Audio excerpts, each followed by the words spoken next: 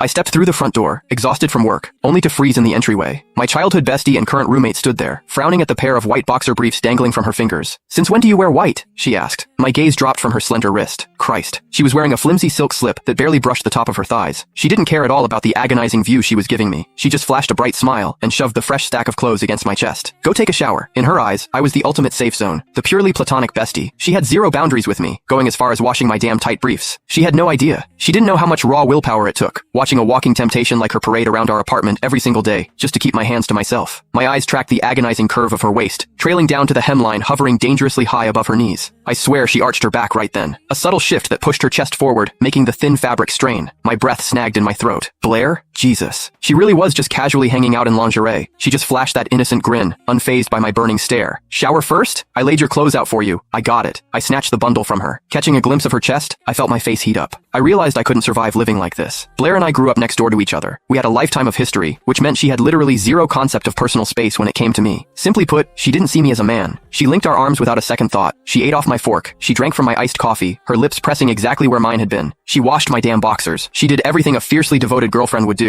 But to her, I was just a friend. And sure, Blair was a catch. Stunning, empathetic, built like a sin. Any guy with a pulse would kill to be with her. Proximity usually wins in these situations. I should have made my move years ago. But every perfect thing has a fatal flaw. Blair had a hard limit. A massive red flag planted firmly in her past. When we were kids, she walked in on her dad hooking up with another woman. The betrayal broke something in her. Now, she was deeply repulsed by any guy who crossed the line from platonic to romantic. Show interest? Pushed away. Confess your feelings? Blocked. Deleted. Erased from her life forever. I was the only guy left standing. The lone survivor. And it was solely because I played the role of the harmless, loyal friend to flawless perfection. But standing here, breathing in her vanilla perfume, the regret was a physical weight in my gut. Moving in together was a mistake. The closer we got, the harder it was to bury the obsession. If I slipped up, if she saw the way I actually looked at her, I'd lose her completely. Because I didn't just want to be her friend. I wanted all of her. The hot water washed away the exhaustion of the day. I dragged a heavy breath into my lungs, memories bleeding into my mind. Freshman year of college. Blair was terrified people would take advantage of my laid-back nature. She shadowed me between classes. I walked her back to her dorm every single night. Naturally, the rumors started. We were grabbing lunch in the dining hall when her roommate Riley slammed her tray down next to us. "So, are you two finally official?" Riley asked, eyes darting between us. "How long have you been hooking up?" I froze, a bite of food halfway to my mouth. Before I could form a single word, Blair's face dropped, her expression twisting into raw disgust. "Don't project that disgusting shit onto us," Blair snapped, her voice razor sharp. "Ezra and I are best friends." The entire table went dead silent. Eyes burned into the side of my head. Pity. Shock. I just calmly took a bite of my sandwich. "What?" I thought, chewing slowly. "Never seen a purely platonic friendship before?" Yeah, neither had I. She reached for my hand again. Her fingers brushed mine, and I finally hit my breaking point. "Don't you think this is crossing a line?" I asked, keeping my voice deadpan. Holding hands in the middle of the mall? Blair blinked, completely innocent. We were wearing color-coordinated streetwear. Her idea, obviously. "What's the big deal?" she asked. "It's packed in here. Do you want to lose me in the crowd?" Fuck. She